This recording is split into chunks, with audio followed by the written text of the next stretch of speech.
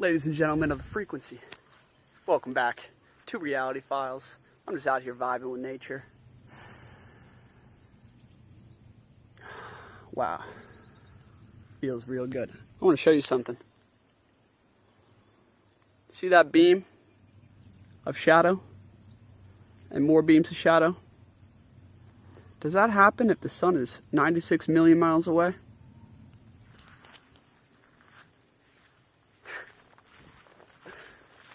Let's talk about vibration, attuning to nature, and what happens with animals, animal whispering.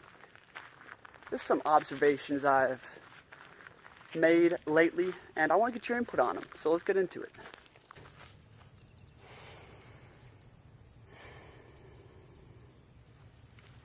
it.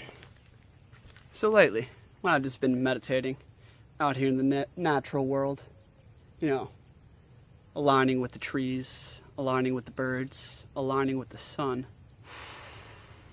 breathing in the earth, down the heavens, expanding the heart center. You know, that's what we do here. I've noticed that animals have been getting a lot closer to me. I'm gonna tell you two stories real quick. So the other day I was riding out right by the edge of like the weeds and the shrubs, heard like a crack behind me, and I just like popped up, right? Turned around. 2 arm lengths away, there is a 12-point buck, an enormous deer. I literally thought it was an elk, and it scared the shit out of me. Like it jumped, like this thing jumped like 2 feet off the ground, and then it just put its head down, like looked at me like through its eyes, like determining if it was gonna charge, or it eventually backed away. But I mean, I was deer don't sound very scary, but I was pretty scared right then. And then I was wondering, how the hell did a deer get that close to me? And like a couple nights before that, when I was just sitting outside meditating in the middle of the night, 2 deer walked 12 to 20 feet away from me, like very close. Very odd for deer because of their smell and so many other things. The major thing I noticed about this buck encounter was the wind was going towards it. That blows my mind. Was it because I was meditating or like riding? So I was in a very resonant vibration with the earth, with nature, right? And is that why it came so close? Perhaps it didn't see me as an enemy anymore. I was sending out vibes of love and harmony. Just some ideas. We're going to go deeper into these ideas in the next story. This is kind of like a double story, but also this family of chipmunks that lives in my backyard, right?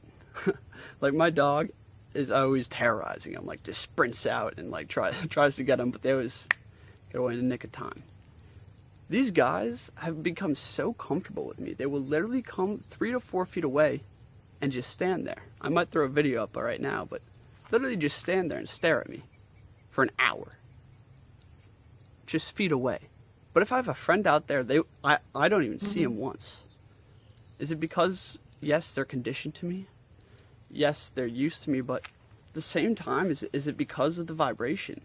You know how snakes sense heat register? I'm wondering how attuned all animals are to the vibration.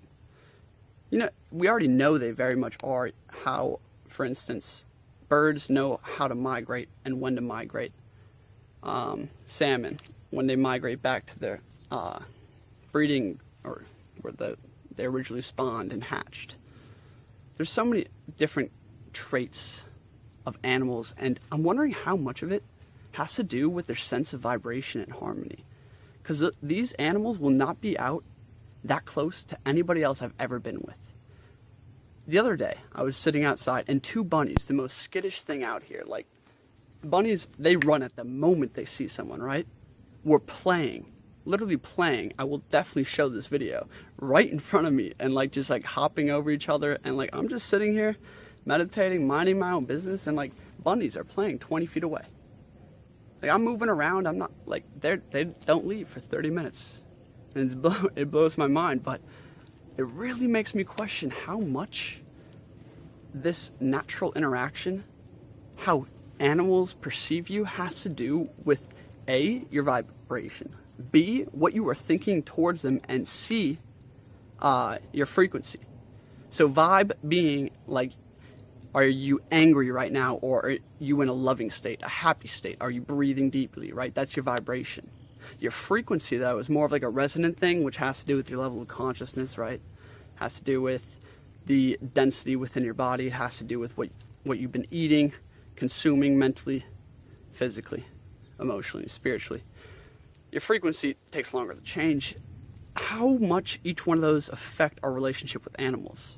I know my imagination is very powerful with animals. Me and my dog have a strong telepathic link where the moment I want her to do something, I barely move my body. And yes, she cues in on this, but it's like right when I have the idea, like, her name is Daisy. Daisy, come here, right? Before I even get to the full name, she's on her way.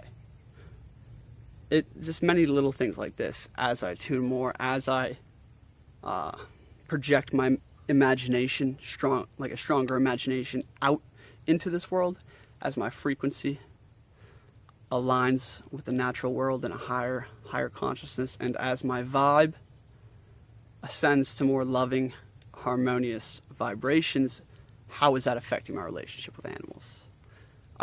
2 points I want to interject here. Forgot to touch on these, and that is Mythbusters did an experiment where they measured the frequency or the electrical output, the electromagnetic output of plants, right? And then they had one of the Mythbusters set guys or whatever go out there, and he also had probes on his head and stuff, right? So they're measuring all the electrical signals, and he was sending, and they measured the change in the frequency of the plants when he sent out images or imagined images of those plants on fire, of him doing horrible things to these plants, of those plants, you know, igniting in blazes and like dying, basically, him harming them in every way. Those plants spiked. The electromagnetic reading spiked when he gave off negative impressions towards them. I don't know if they tested if he gave loving impressions, or if he imagined himself tender, like giving these guys tender loving care, maybe holding the umbrella, pouring some water once in a while. I don't know.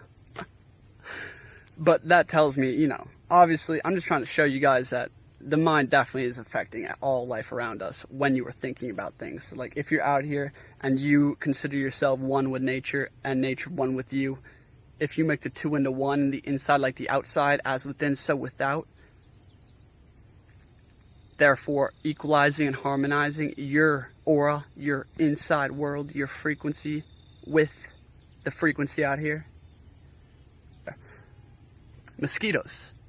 This is the last thing I wanted to touch on here with the animal natural world is I get bit by mosquitoes a lot less.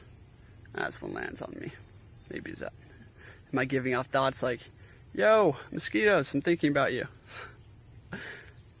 Couple things on mosquitoes. Where they bite you.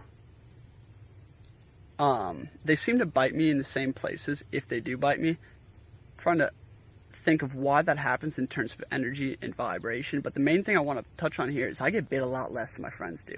A lot less. And it affects me less. Is that just because of the pheromones? So, are they attracted to pheromones? And how those pheromones change, how your natural smell changes when you clean yourself out, when you purify. Obviously, the fat, greasy dude, like chewing on 2 Big Macs in the Subway, he is going to give off a stench. Like his natural pheromone is going to be mixed in with all this shit, and it's going to be impure how it is. On top of that, sweat glands are overactive. He's sweating out literally he's pooping out of his pores. That's obviously going to affect the pheromones, and I feel like that's going to attract more mosquitoes. So how your pheromones change as you ascend.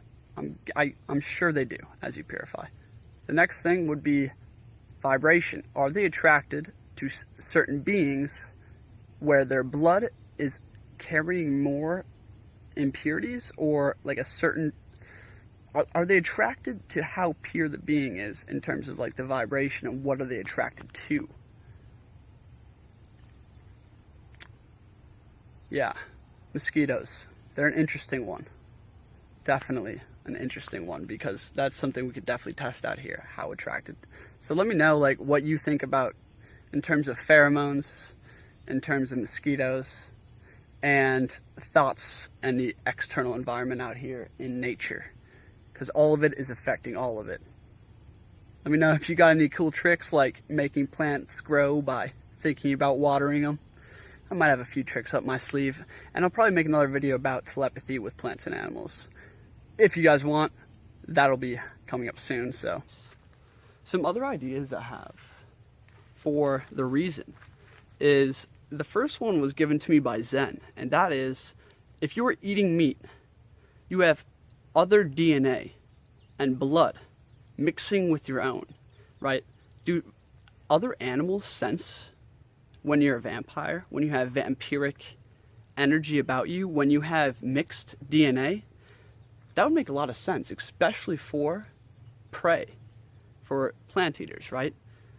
Like a bunny, for instance, if it could sense the vibration of someone who's been eating meat, so any carnivore out here, any wolf, any dog, any coyote, right? Mountain lion, cougar, the hair would cue in on that like that.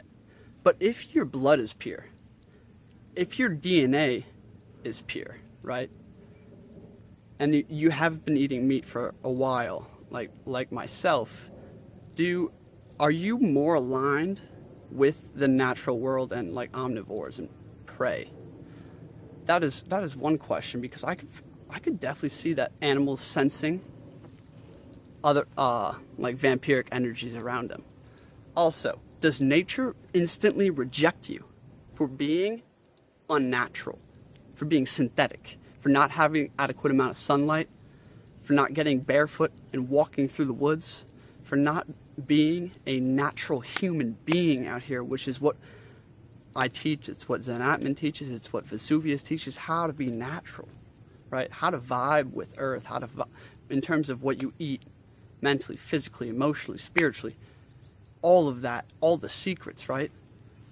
Your vibration, I don't know, I'm getting off on a tangent here, but definitely the food you eat, vibration and frequency and imagination have major roles play major roles in relationships with animals. I want to see how far I can take this. I want to know how far you have taken it, or other people, and let me know your observations on this phenomena with connection to animals. Last point I want to make here is this, like the indigenous, right? So the Native Americans and the shamans, animal symbolism and their connection with nature and animals was super strong. It is prevalent in all native cultures of North America that I know of.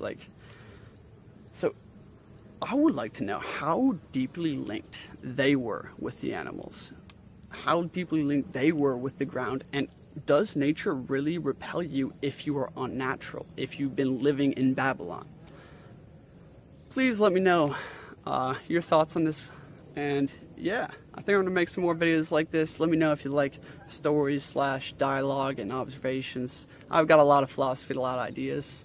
And yeah, I like to be kind of a light out here in the darkness. So let's get some thoughts together, and I'll make another video perhaps. Let me know. Anyway, yeah, that's about it. Have a good one. Keep a high vibe. Stay well, my friends. Peace out.